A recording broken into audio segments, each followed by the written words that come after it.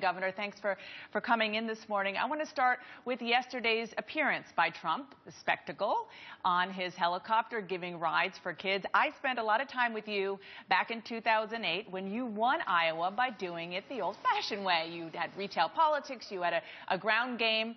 Has Trump changed the game, sir? I don't think so. I mean, look, Donald Trump is a phenomenon, and he's doing very well. I don't have helicopter. I don't know that any other candidates will. But let me tell you what we're doing. We're organizing the old-fashioned way. There are 99 counties in Iowa. We've organized 71 of them. In South Carolina, there are 46 counties. We've organized already in 32 of them. We visited over half of the counties in each of those early primary states, and we understand that this is like a NASCAR race. There's 200 laps. We're maybe in lap number 10. We've got a long way to go before anybody's going to see a checkered flag. And you win by organizing and building structure in those counties, because it's not how many headlines you get, it's how many voters show up at the caucuses and the primaries. So you're announcing this morning that you do have an organizing team in Iowa and South Carolina, but do you really think that that is the way things are going to happen this time? I mean, Donald Trump, yes, I understand it's early, and maybe some of this polling may be because he's different and he is a celebrity and all that, but you never know. This could be kind of the Kardashianization of the caucuses. Well, it could be, but I want to salute Donald Trump. I mean, he is a master at branding. There's no one like him. He's alone in his class at being able to get attention. Latest survey showed, Dana, that he's getting 10 times the press coverage than any other candidate. Well, I'm just going to be real clear with you. You give me 10 times the coverage that any other candidate gets, I'll be leading in the polls. But the point is, at this stage of the game, the polls don't necessarily reflect where things end up. Otherwise, we'd have had a nominee named Rudy Giuliani 8 years ago and one named Michelle Bachmann 4 years ago. That's why we're not in a panic. We're doing what we know we have to do, and it's been helpful to have done this before. We're organizing, structuring, building this thing one block at a time. It's like a Lego set, and you have to put the pieces together one at a time. Now, Governor, you are originally from Arkansas. That's, of course, where you served. You are familiar with the Clinton foibles, if you will. Donald Trump told Sean Hannity this week that Monica Lewinsky, Paula Jones, and other women involved with Bill Clinton are fair game against Hillary Clinton. Do you agree?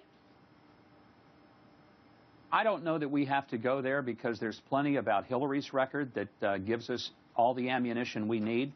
I do understand the Clintons very well. I fought against their political machine every time I was on the ballot.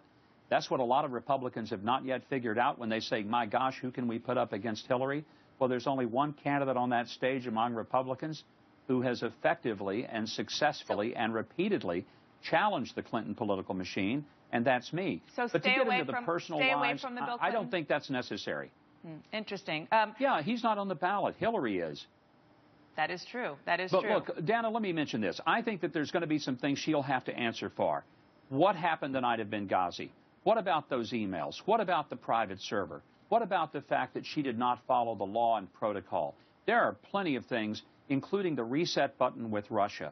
We've got to ask her why, after 4 years of Secretary of State, that we had not one country on this planet with whom we had a better relationship than we did when she first took office as Secretary of State. So there's plenty to talk about that is a much more important reason to not let Hillary Clinton be the third term of Barack Obama. Speaking of relationships with other countries, we have a little scoop here on State of the Union this morning. You are planning to leave the campaign trail and make a trip to Israel this coming Tuesday. We talked about Iowa and the organizing. Why is it more important to be in Israel than in Iowa right now?